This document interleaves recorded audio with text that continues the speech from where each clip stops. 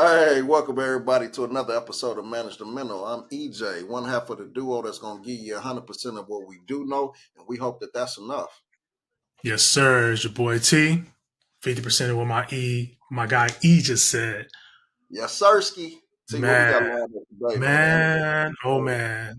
Katt Well, Williams. man, we 4 days into 2024, and it's already going. Man, four into 24, man. Katt Williams said some things that's been very controversial, some things that's been floating around the internet. He was on recently on Club Shay Shay, which is Shannon Sharp's one of his funny shows. And shout out to Shannon Sharp and all he's doing with Club Shay Shay. Nightcap is one of my favorite YouTube shows right now. Man, most definitely is a fool with it. Him and Ocho Cinco, but he recently got on Club Shay Shay. He had some things to say about a few comedians, which includes Ricky Smiley, Steve Harvey, Cedric the Entertainer, Fonzie Love, Kevin Hart. I believe he said maybe. Am I missing anybody? Tyler Perry. Tyler Perry. Love, Earthquake, Tyler Perry. He went in on P. Diddy, I believe. And a few there's probably a few others that we forgetting, but he ain't let up. But really, I think what's catching everybody, the biggest component right now, and they probably gonna break it down later because he's definitely gonna get some more invites to do some interviews. Whether or not he's gonna be willing to do it, Katt is a unique kind of cat, so we don't know. But he's got some other one. He probably got a whole lot more to say. But the one that's sticking out to everybody right now, of course, I believe is the whole Cedric the Entertainer, because that is a situation in which he has receipts to back up the allegations that he made on, on that couch, which is kind of tough, because, for me personally, Ced is one of my favorite comedians of all time. I will You said Cedric? Yeah, Cedric is one of my favorites. Really? Y'all from the same city. We're from the same city, and as a little boy, he was probably one of the most. He was probably one of the first famous people I had ever really seen. Coming from St. Louis. Okay. We had this thing called the Kwanzaa Expo when I was a little bitty boy, and my dad used to work at the radio station. It was a station called Magic 108, right? So my dad was, doing his thing there, and so he would always bring, sometimes they bring different people to different events, and at that point in time, St. Louis has a long history of comedy. So from the Tory brothers to Red Fox to a bunch of different people, and so there was an up and coming cat named Cedric the Entertainer, and my dad and them, with Tony Scott at Magic 108. They brought him to the Kwanzaa. He was like the first cat I ever seen. He had the hat on and all that kind of stuff. And I was like, man, he's dope.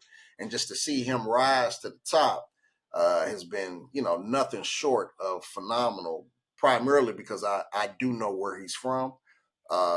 Very much humble beginnings. And he's a funny dude. But, stuff like this come out and it's like, ooh, Man. So how did you, I guess I want to kind of pick your brain because I didn't know that was your favorite comedian. Well, I won't say favorite. He's one of them. I put him. He's in my top three from St. Louis. Okay. Is it okay? Because shout out to all the comedians he most definitely mentioned. Half of them are frat brothers. But I wouldn't say they're very good entertainers, but what he had to say obviously was wild. It was wild. I don't know if Katt, and I guess we kind of talk about where he was coming from, and it sounds as if, this is where we talk about managing the mental. Was he managing the mental by going on the podcast and clearing the air, as he would say, right? Did he intentionally try to, intentionally cause harm or anything like that? I feel like how he was saying things and how he was conveying things, there may be some truth to it. I know Ricky Smiley responded, he, with some things he was like, yeah, actually, I was trying to audition for the Money Mike part, and that part was true, but not the part about him in the other. What's it called? First Sunday, that movie. That whatever he said about him, like it was in his contract to where he can only work with Ricky Smiley if he was wearing a dress. Like, Yeah, and that was in his contract and stuff. Apparently, from Ricky Smiley said that wasn't true. I felt like Katt Williams. I'm not gonna lie. I'm a fan of Katt Williams. I'm a fan of Ricky Smiley. I'm a fan of Steve Harvey. I'm a fan of, all the comedians he mentioned, right? I'm a fan. I'll say that much. The way he went about it was kind of from left field. Now, we talk about the clinical word right now, right? Projecting, right? Was Katt Williams projecting by going on the show? Was he had an issue and got it off his chest? Is that the way to go about it? What do you think, E? Do you feel as if like him going on the show was actually, him managing his mental, to say? Like, was Katt Williams managing his mental by going on the show and airing that, or clearing the air, I should say, not airing people's business, but by clearing the air? I don't think the truth could ever be considered as disrespect. When somebody giving the truth, I don't think that is anything that you gotta let. If somebody's telling the truth, I don't think it could ever be called disrespect, and I don't think that there's ever going to be a right diagnosis to apply to the truth. If somebody's telling the truth, now within everything that he said, and we forgot to mention one of the biggest dog probably on there, Kevin Hart. He started talking about he did go on Kevin Hart. Yeah, we got to mention that, but who knows how much was true, how much is, and that's for them to kind of cipher out. But if it is true, it's not, he was managing his mental. This is a year in which we've seen, people are coming out forward with this stuff. And we've heard about Hollywood stories and all this kind of stuff for years. Cassie has blown the floodgates open. And I think everybody's just like, now the way to go is like, let's just lead with the truth. Let's lead with the truth. Bottom line is this stuff happens, this stuff happens, this stuff happens. The reference that he made towards Harvey Weinstein and all that kind of stuff. And he even mentioned, he brought up Ludacris and it's just all kinds of it's like, okay, it's a lot. Now you got to know some of it you got to take with a grain of salt, because this is also a gentleman that said by the age of 8, he read like 3,000 books. Sir, at what point do we? When are you going to wrap this up? Once he started going that way, I missed that part. So was this when he was talking about he was like he was in the library, like when he got kicked out? He was a prodigy, and I think by 8 he was reading like 3,000 books a year. It was something. He started going into a different domain. Where he might have been on that Shay Shay juice. I don't know what I don't know, but he also said that he could run a 40 time in a 4-1. Sir. I don't care if you are 5'5" 140. You're not doing no 4-1. You're not. Okay? Yeah. And so some of it was like, but then some of it was like, nah, because the whole thing was like said and a whole bunch of, and I don't think he has a reason to lie when it comes to other people. I think he strikes me as a guy that will embellish on himself, but he ain't gonna lie about other people. I think he's a guy of too much character. He may say some wild things about himself, things that he's done, which could very well be true for all. He might run a 4-1. I don't think Katt Williams running no 4-1. I don't think so, Katt. I don't think he's running a 4-1 40 or 20. I believe Katt said a 40. Like I said, he will embellish on himself. If he's talking about himself, it may go crazy. That's part of the entertainment. Yeah. But I don't think I think he's too much of a stand-up guy to lie on another person. I don't think he's not into that. And so when it came to these comedians and stuff like that, a lot of it, some of it you don't want to believe. Like I don't want to believe the whole situation with Steve and Bernie Mac and all, you know what I'm saying? But hey, that's Hey, part but of there's a lot of I mean, there's been a lot of interviews that has been talking about that, like the issue between Steve Harvey and Bernie Mac, rest in peace. You know what I mean? Like it.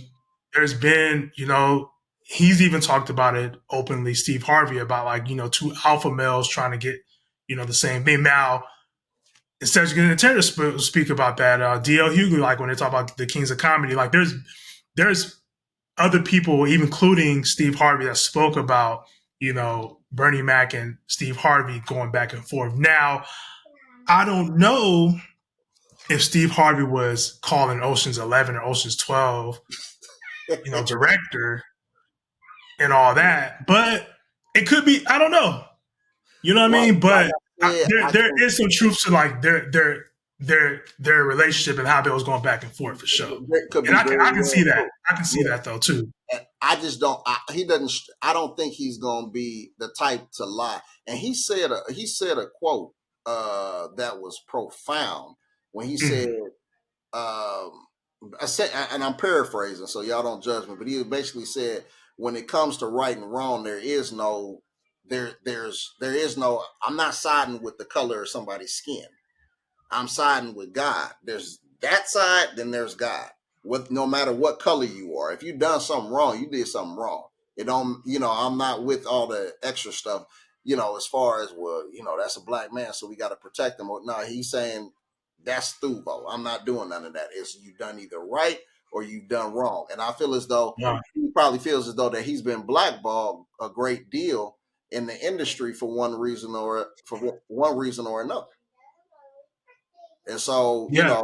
now that he has the ability to tell his truth, I don't think he's not wrong for telling the truth. No, you So would never be long wrong for telling the truth as at all. so long as it's the truth, you know what I Yeah, mean? If it's the 100%. truth, and people that brought his name up, it's been okay for other people to bring his name up in their interviews. Then he probably feel like, man, in my interview, I'm gonna say what it is. You're gonna talk his talk. That's what so I would agree with you when you talk about managing his mental by going on the show. Uh what again, the truth is the truth, you know?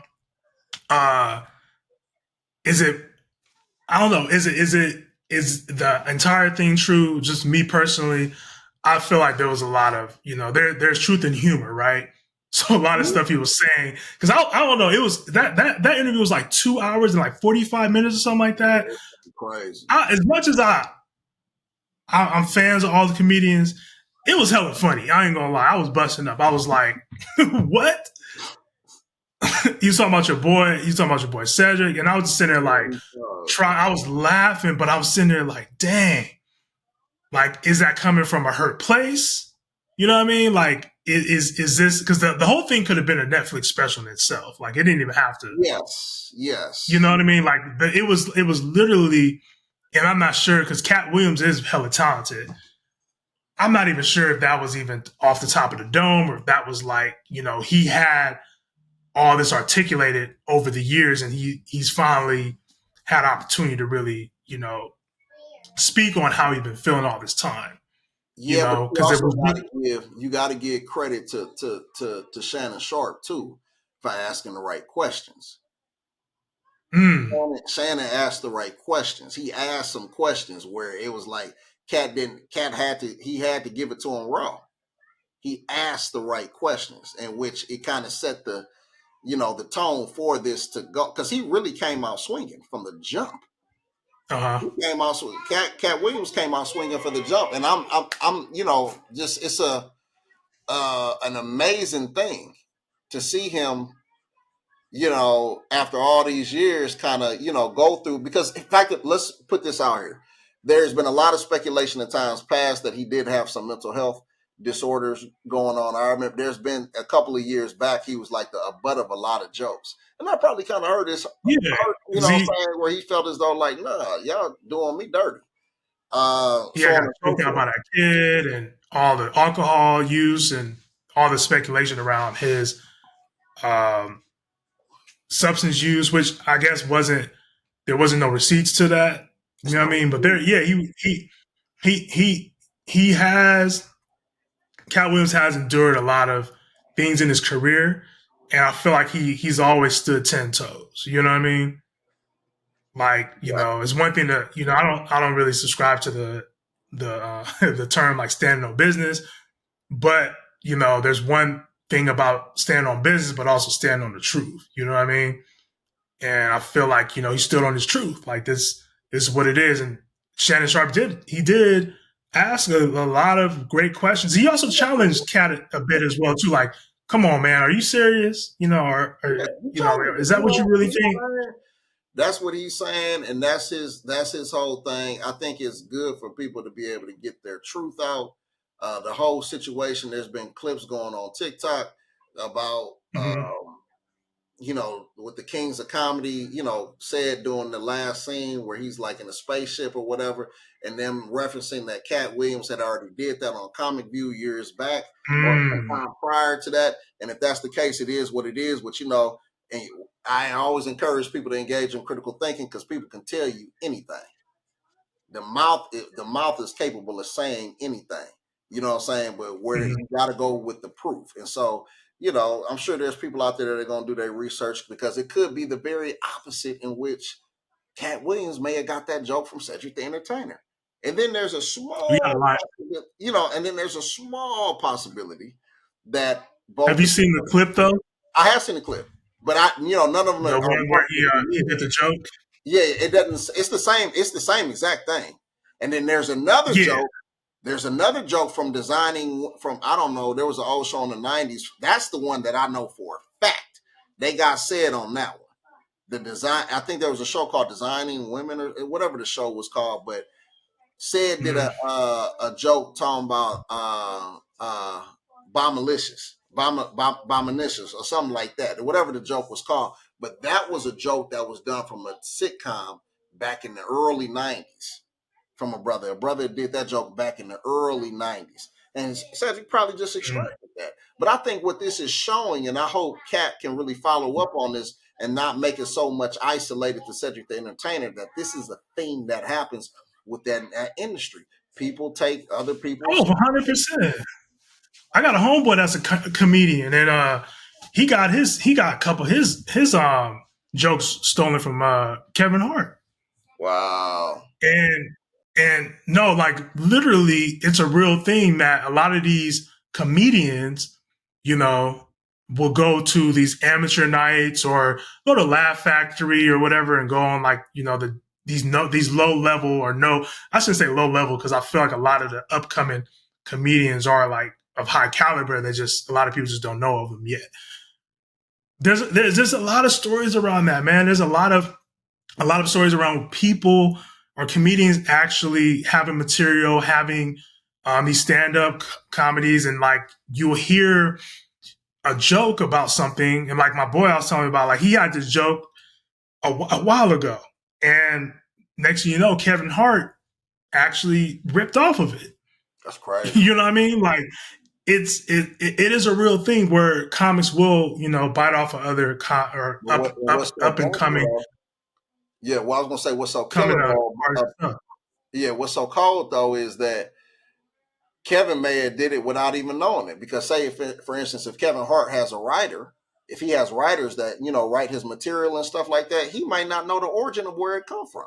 That's another thing you hit on the head again. Like there's instances where it may not be the comedian, it may Not the be comedian. They just their manager or their writer or R something. and B singer.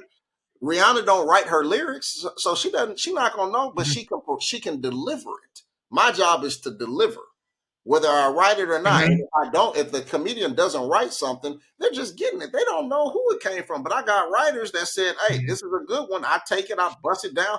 I'm not aware that it came from somebody else." So to defend Mm-hmm. people, in that lane too, and hopefully, they can talk more about that because I'm not a person that whether somebody came up with their own content or not.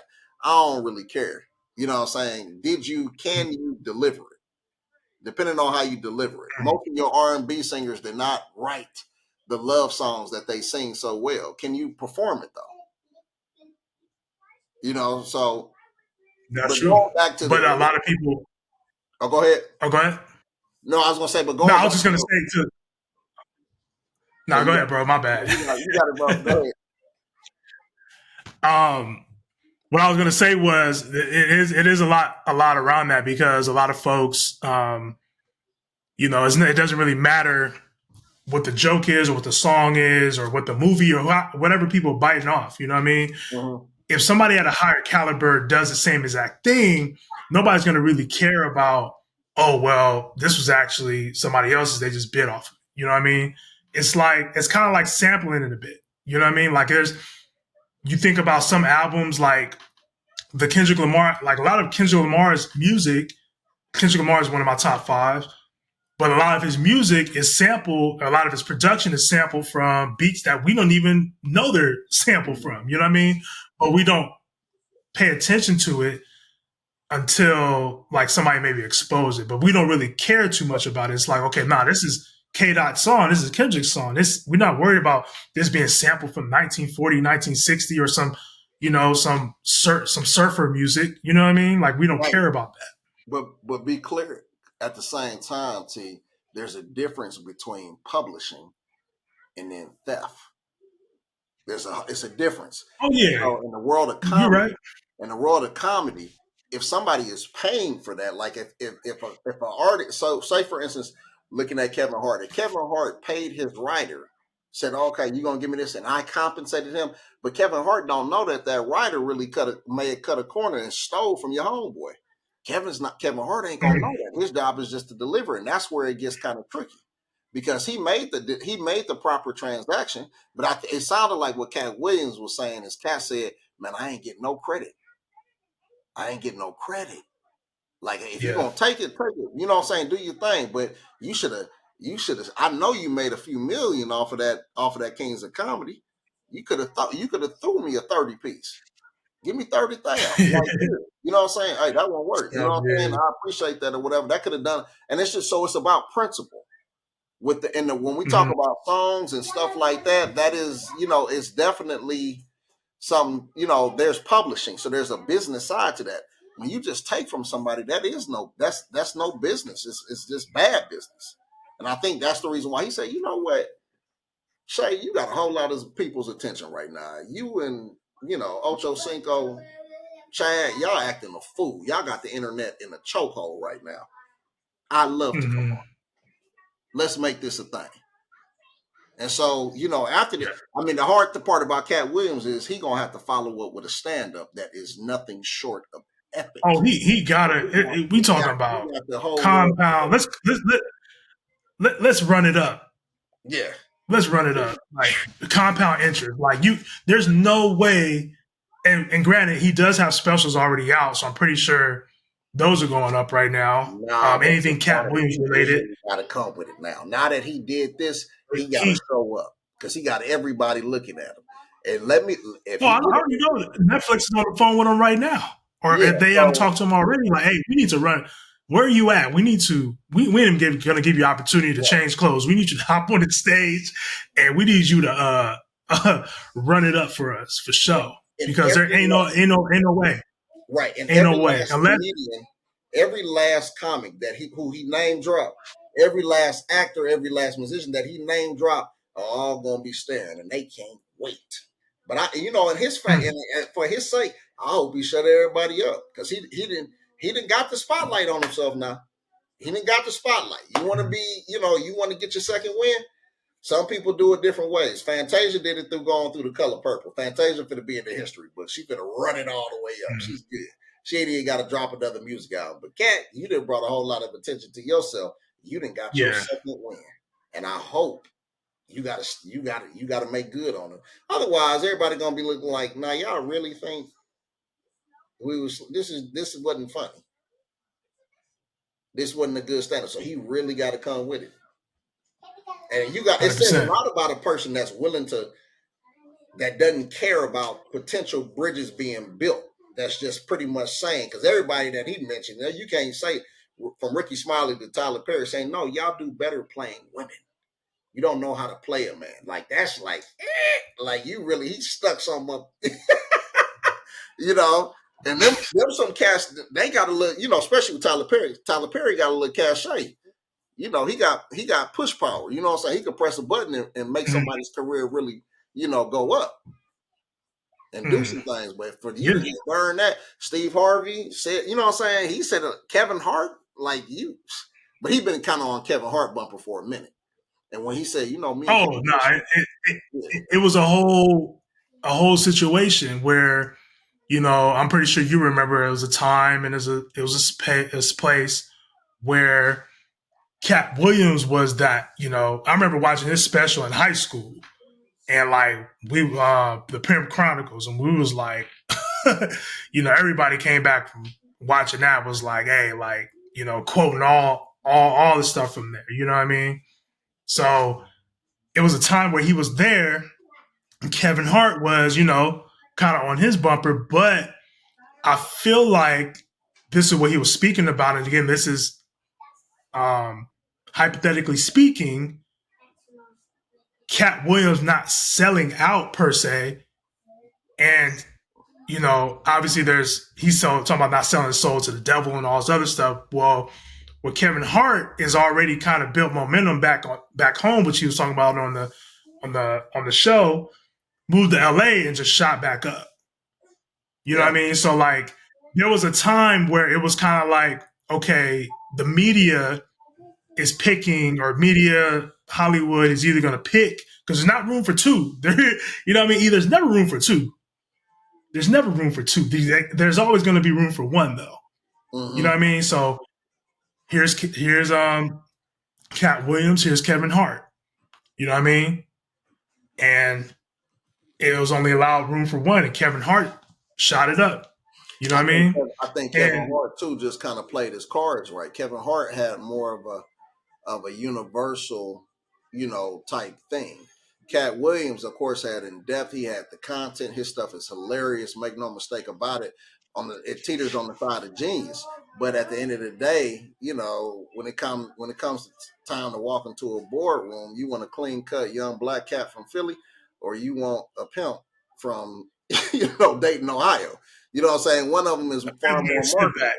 You know what I'm saying? One of them is far more marketable and stuff like that. And it just, it happened the way it happened. But I don't think Kevin had anything to do with it, other than he showed up, and he showed up the right way.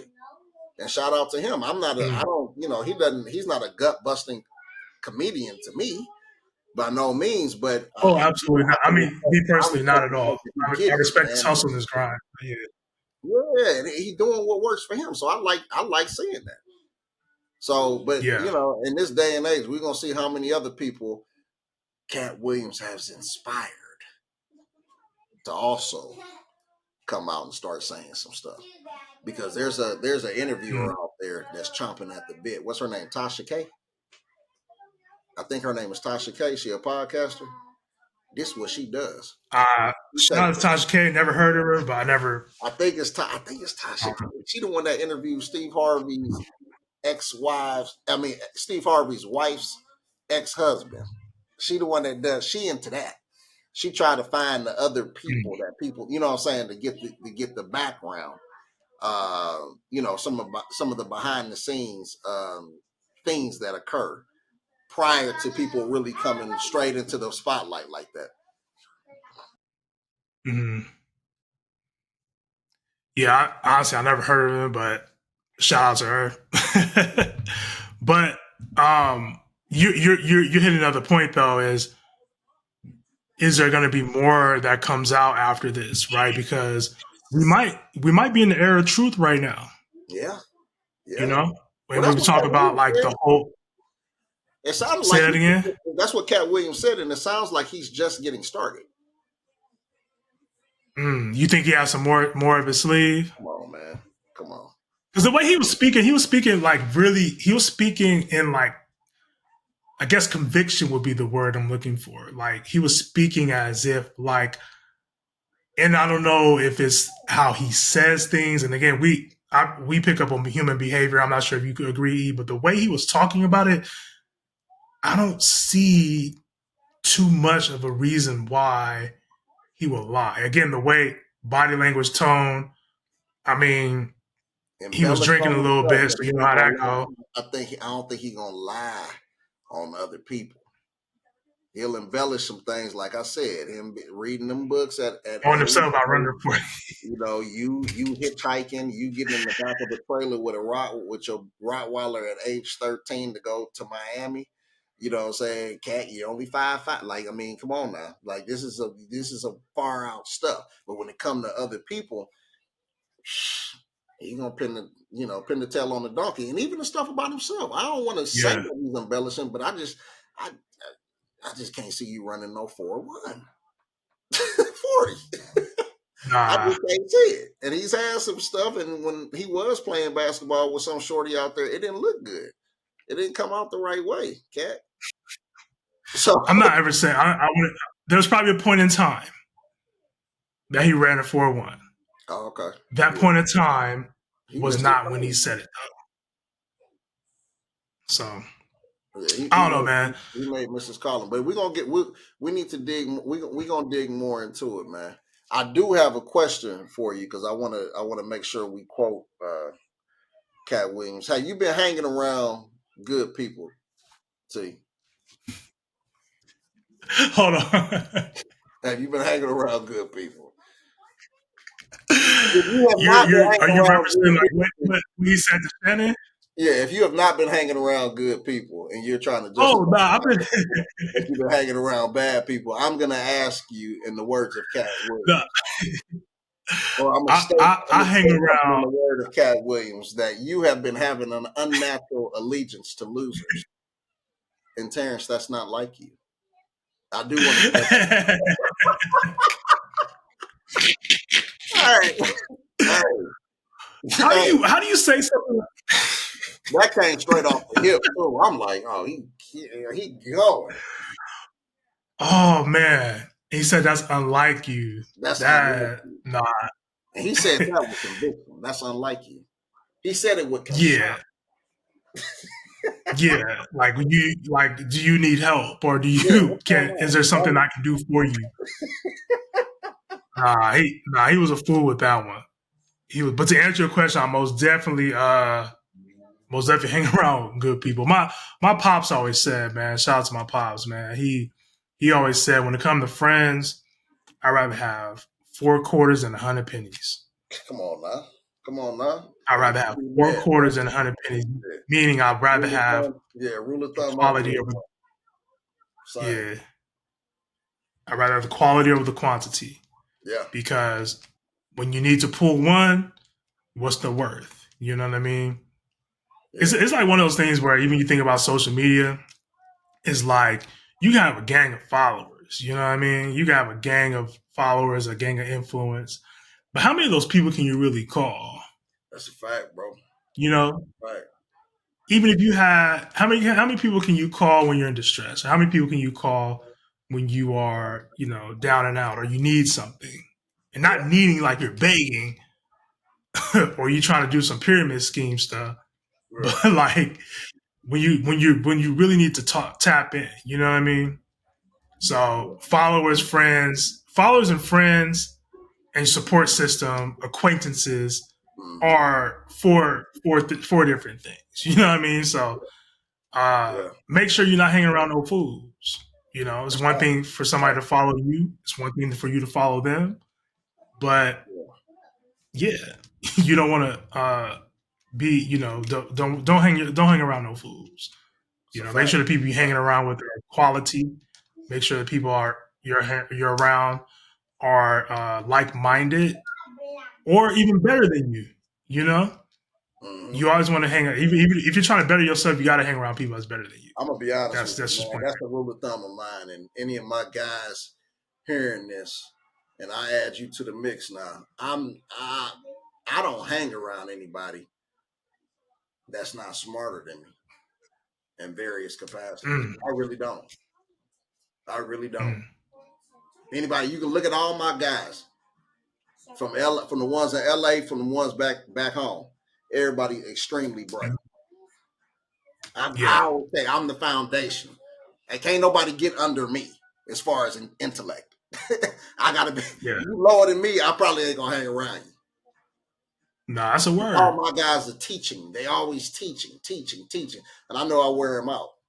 They be like, gosh dang, here we go. All right, y'all Hey, know. you got to be a student, man. Yeah, I'm You got always you got to doing you that. got to be a student. But I'm You got good. to be a I'm good student for it always. too, though, because when it's crunch time and they need something, they know I'm gonna be there. I'm that shoulder. Yeah, I'll yeah, definitely be there. But I'm big on that. I mean, you gotta be around good people, man. It's so important. It yeah. makes a big difference. But okay, it's been a good one, T. Yes, sir. Yes, sir. Appreciate y'all tapping in. Make sure y'all like, share, subscribe. You know, we trying to Yeah, we're get gonna this run the management thing chat off the ground. and ask us, send us some footage, send us some videos, anything that y'all want us to, inquire Yeah. about. Look out for some guests that are coming up that we're gonna have on here. If there are any guests that Yeah. you guys want us to bring up that we may not have even thought about, feel free to inbox us, let us know, contact us. We would love to be able to bring some people up for this new season. Welcome to 2024. Welcome, welcome. Appreciate y'all tapping in. We are Man is the Mental. Y'all take care. Gone.